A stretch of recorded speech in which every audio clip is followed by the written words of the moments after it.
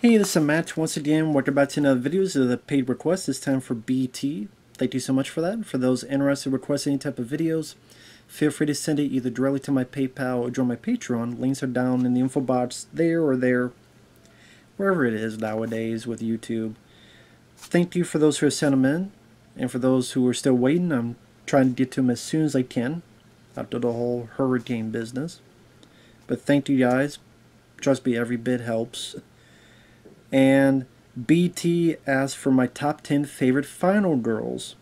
Now he said any genre, but the thing is, really final girls is really only appropriate for horror films, because I can't think of like final girls for action films. I mean, there's action female heroes that I enjoy, but it's just weird to label them as final girls, if that makes sense. So pretty much I stuck with horror because it's easier for me to detail this list. And let's go backwards. Number 10, I put Caroline Williams as Stretch in Texas Chainsaw Massacre 2. I always liked her spunky attitude, her accent. I think she had a unique feel for a final girl. She didn't seem typical. Hell of a streamer, I'll say that. I don't know, she seemed... I don't want to say unique, because that makes it seem like it's a bad thing, but just had a different type of look and different type of feel of a final girl compared to other final girls.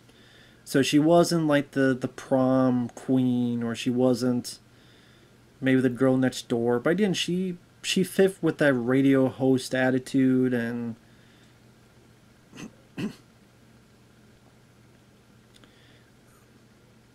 I always liked her. I always thought she didn't really get the respect she deserved for that role and for that character. The few scenes she was in with Dennis Hopper, I thought she did a good job. When she's able to fight back and use the chainsaw and chop top, that was satisfying. I was always curious what happened to her afterward. I know she has a cameo in Chainsaw Massacre 3. I guess maybe you think about it, maybe she became a news reporter. So maybe if you want to think that way, you just say that stretch. And that's what happened to her afterward. But then doesn't really fit with the timeline and like all the third one makes it seem like the second one didn't exist. So I don't know. But yeah, I always liked the Stretch character in Chainsaw Massacre 2. I always thought Caroline Williams did a great job. Sad, I mean, she has done films since then, but I don't think she was ever used appropriately. She was one of the Hatchet sequels. Her and Zach Galligan are just there to die. That's it. I forget, Hatchet 3, I think it was. So I thought that was a waste. She's in one of the Leprechaun films. She wasn't really used for much.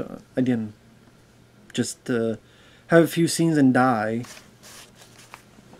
So it's sad she wasn't never really used as properly as she was in this film in the future. Number 9, I put Ellie Cornell from Halloween 4. I do like the Rachel character in that. I thought she was not only good looking, but she was strong. She was protective of her sister. I actually thought she was a very likable presence in that movie. She was able to stand on her own 2 feet, whether it be dealing with her cheating boyfriend or running away from Michael Myers on the rooftops and falling from a height and able to get herself back up, slamming the Michael Myers again and again with the pickup truck. That's why it was so stupid that they kill her off on Halloween 5. So stupid. Not do they kill her off, but they kill her off so in an inane, inept, stupid matter of a scissor just boom, and they make her act more stupid than she was in part 4, and it's a crappy manner to do it. Crappy manner to do it. And that's such a it's a good character that you could have potentially used so much in the fifth one and other stuff, but no, they just completely. Oh, it's a surprise to see that anybody could die. Yeah, but you notice anytime they do that, nobody else of importance dies. Think about that. When they kill an important character off, then all the other important characters are safe. They did that with Scream, where, oh, Dewey dies, but the others are safe. It's like, Jamie Teddy dies, but all the other characters from the first film are safe. So it's like, what's the point? Like, I mean, it's still a pointless venture. It's to blow your own load into your mouth. So Ellie Cornell, I liked her. I liked her presence. I liked her personality. Girl Next Door, didn't see pretentious or pompous. Again, I liked her back and forth with Danielle Harris in that. I know people are like, well, you're not going to choose Danielle Harris? I was thinking about it, but while I do like Danielle Harris in that, I like Ellie Cornell a little bit more. And I think she's kind of under the radar when people talk about Final Girls. Like, she doesn't get brought up as much as others. Number 8, I put Jamie Lee Curtis. I know people wondering, how is she so low as Laurie Strode? Maybe because I got annoyed with her and seeing her in these new Halloween films, this new Halloween trilogy, that she kind of went down a few notches because I wasn't big on Jamie Lee Curtis in these new films and the way the character was utilized, where she's the crazy chicken lady in the middle of nowhere that you saw from The Simpsons with all these guns. Not that it mattered. It was all pointless by the end of that 2018 film. And then the second one, she's just in a hospital. But yet people are fine with it, yet they complain when it happened in Halloween 2. Then the third one is just, yeah, my daughter died. And it's Halloween, and I'm baking cookies. You were a basket case when some friends died 20 years ago, but when your daughter was murdered, let's bake some cookies.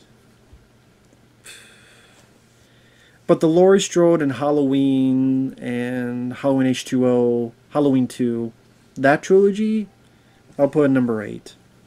I mean, what more can you say about Laurie Strode in those films? People have said it consistently throughout the years. And even, like, I liked her in Terror Train. I liked her in that movie. But, you know, Laurie Strode, tough,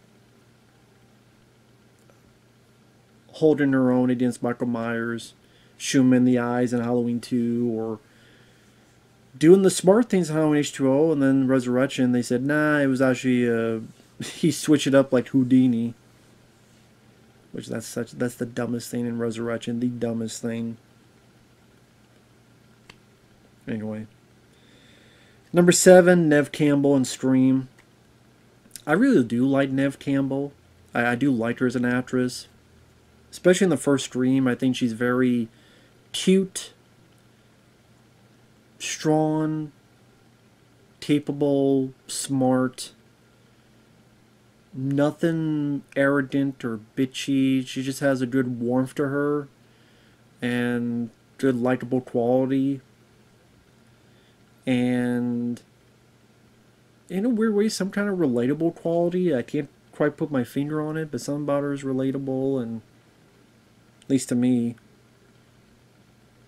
And even throughout the Scream sequels, like Scream 2 and Scream 3, I always thought she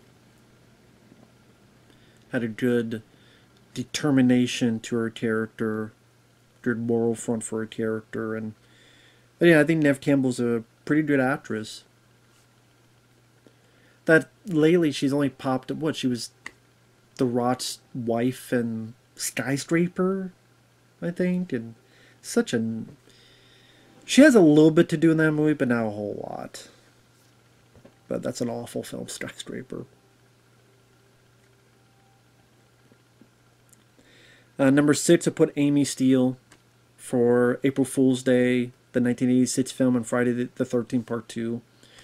Loved Amy Steele. Always loved Amy Steele. I liked her acting. I liked her look. I liked her presence. I liked her as Jenny. She had like a gun-ho determination. And even April Fool's Day,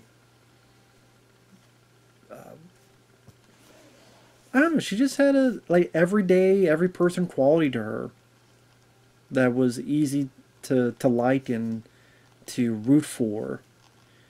Even at the end of the film when she's getting pissed and yelling at people if you've seen the film you know why.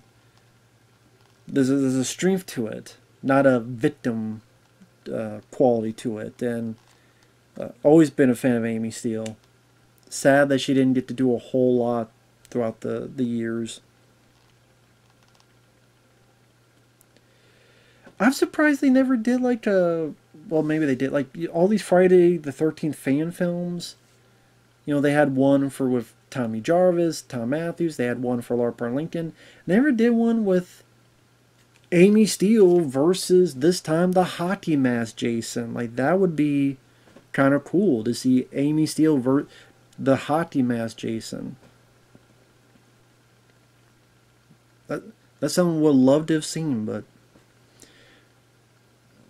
unless they did, I never saw it. But I'm not talking about like a cameo and she's in it for like 5 seconds. I'm talking about like a full-on star of the piece. But anyway, yeah, that's Amy Steele. Always enjoyed her.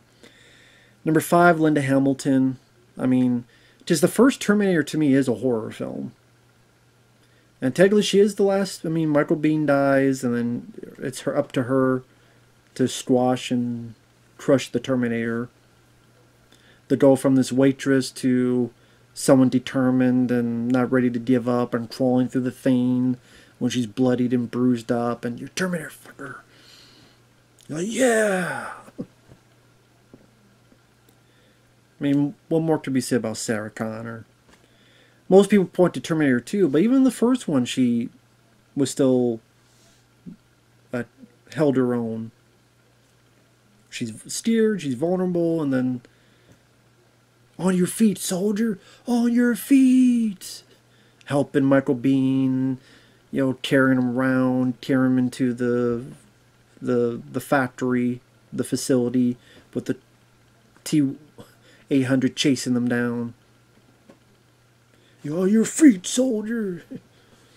I mean, yeah, that's the one who's going to be the mother to the resistance fighter. There you go. I like Linda Hamilton. Did a great job in the first Terminator. Number 4, Heather Langenkamp in both the first and Wes Craven's New Nightmare. Always loved Heather Langenkamp. Always seemed like a sweetheart. Nightmare on Elm Street that's probably the slasher franchise I watched the most growing up as a kid. So the first 4 Elm Street films are probably the slasher films I watched the most when I was a kid. Because I had 1, 2, and 3 on one tape. They had 4, 5, and 6, but usually I would just watch 4. And then maybe sometime later I'll watch 6 and fast forward through 5 because I didn't like 5. But yeah, Heather Langenkamp. Always liked her as Nancy. I even liked her playing herself in Wes Craven's New Nightmare. I think she does a good job. I know, like, I think it's the guys at Dead Pit, they give her a hard time. I disagree. I always liked her. I always thought she did a good job. And was always one of my favorites. I mean, I don't know what details to go into.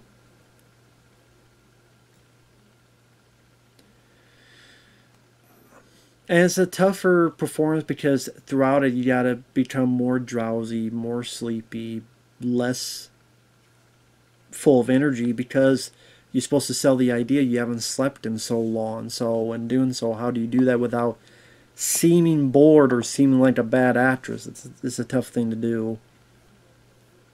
And then Wes Craven's New Nightmare, she's playing herself, but then she has even more stuff to deal with the real world and the fantasy world combining together, and her being a mother and a protector.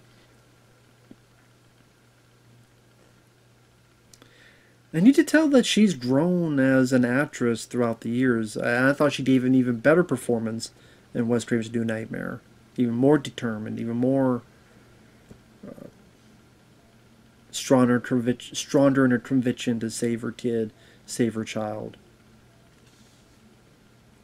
So, number 3, I put Shawnee Smith from the Blob remake. I love the Blob remake. It's one of my favorite films of all time.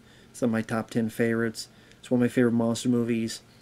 And Shawnee Smith kind of goes the Ripley route, where, I mean, in this, she's a cheerleader, and she's very cute, and, you know, smiles, and generous, and kind, and non-bitchy. And then she's able to take the chance on this rebel guy, played by Kevin Dillon. Able to see something in him that a lot of people don't see. But she's able to not take crap. You full of shit, flag. And then by the end, she's able to either save her brother, not quite her friend, her brother's friend, but save her brother, take the hit for the team, get him out to safety while she dives back, getting the machine gun at the end. Come on, you do better than that. You're like, yeah, you get him, man. Kick the ass. Get that jelly roll, you know. Get that piece of jelly. Get that melted Fruit Loop. So, you know, all the qualities. Likeable, sweet, determined, tough, badass, not bitchy, not hating men like they would do nowadays. So yeah, Shawnee Smith in the Blob remake. Loved her in that. Number 2, Lisa Wilcox, Elm Street 4, The Dream Master, as Alice. I mentioned before how I watched the Nightmare on Elm Street films a lot when I was a kid, many times before. Elm Street 4 is my favorite. I love Rennie Harlan's direction. I love the creativity in that, the death scenes. I love the Alice character. I think because I was a lot like the Alice character. And it's true, I was in my shell, meek, kept to myself, had my head down. I would always have these, my mind would just fantasize stuff, daydream, a lot of daydreaming, just like her.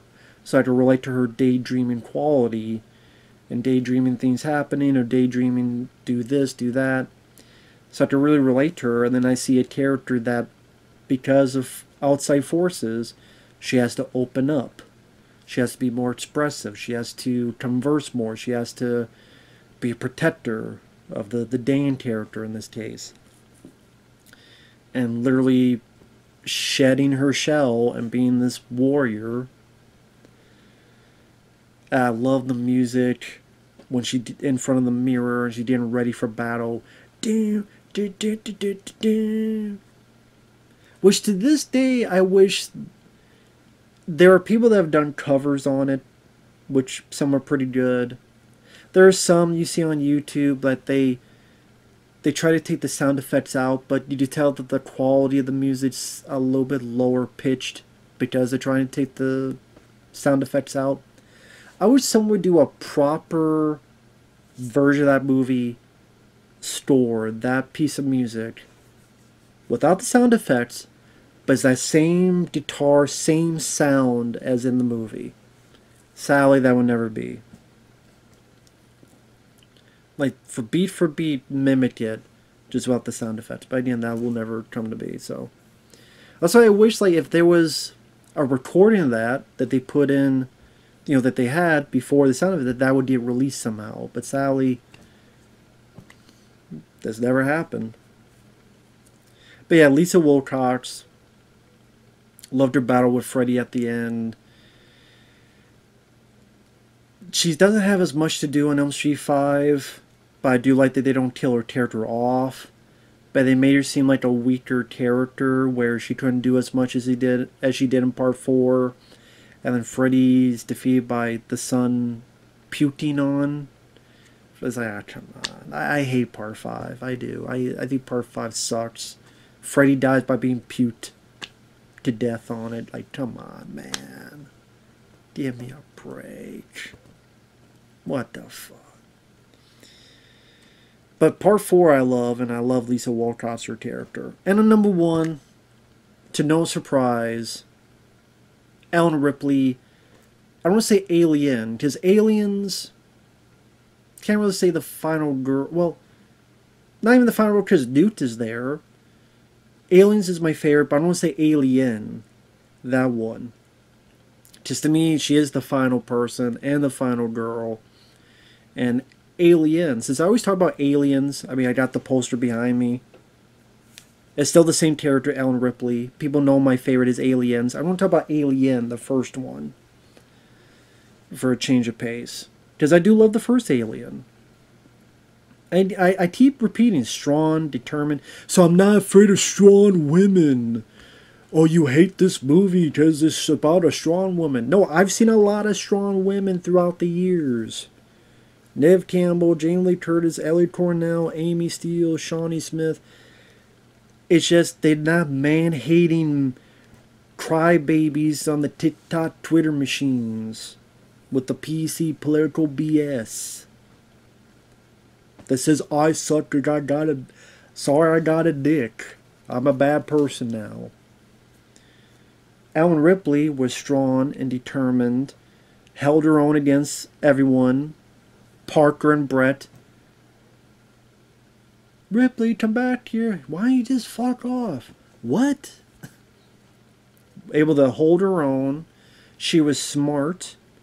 When John Hurt got the face hugger, she said, I cannot let you in because of protocols, because we don't know what that will bring onto the ship. And we could all be in trouble. We could all be infected. We don't know if it's any virus, any bacteria. She made the right call. And if they had listened to Ripley, the alien would have been born outside, would not have been in the ship, and a lot more people would be alive. But that's why you had Ian Holm hidden it, and we know why he did it. So that was a good piece of writing, where she doesn't succumb to it. No, Ian Holm did it because, you know, he's got other reasons, as we come to find out, with Ash. But she made the right call, and then when Dallas is gone, she becomes the de facto leader, and she's marching orders as consistently as she can. She's scared. She's not emotionless. But at the same time, she has that flamethrower, and she's able to keep her as much calm as she can to get to the ship and get to safety. Even when the alien's in the pod with her after the explosion, able to keep her cool, calm enough in order to make a plan, get the alien out of the damn airlock, and survive. Until Alien 3, where they kill everybody. And I thought Sigourney Weaver gave a good, solid performance, just as she did in Aliens. And Alien is a great movie. I love the original Alien. Love the creepy score. I know they use, like Jerry Goldsmith, he did stuff, and then they used other stuff he did. He got a bit upset with that. But the stuff that was used, that Jerry Goldsmith, as well as other pieces of music, fit the set design, the space jockey that we did not need to see alive in Prometheus. That was a stupid mistake. But I like the bone structure and the bone structure alien that HRD had with the look at the inside of the ship, and the xenomorph is such a, to me, the best alien looked design creature wise is the xenomorph. Scary and simple but effective. Great cast. Great movie. So with that said, I love the first Alien. So number 1, Ellen Ripley. 2, Lisa Wilcox. 3, Shawnee Smith. 4, Heather Langenkamp. 5, Linda Hamilton. 6, Amy Steele. 7, Neve Campbell. 8, Jamie Lee Curtis. 9, Ellie Cornell. And 10, Caroline Williams. So, with that said, thanks for watching. Take care, everyone, and we will see you guys later. Bye-bye for now.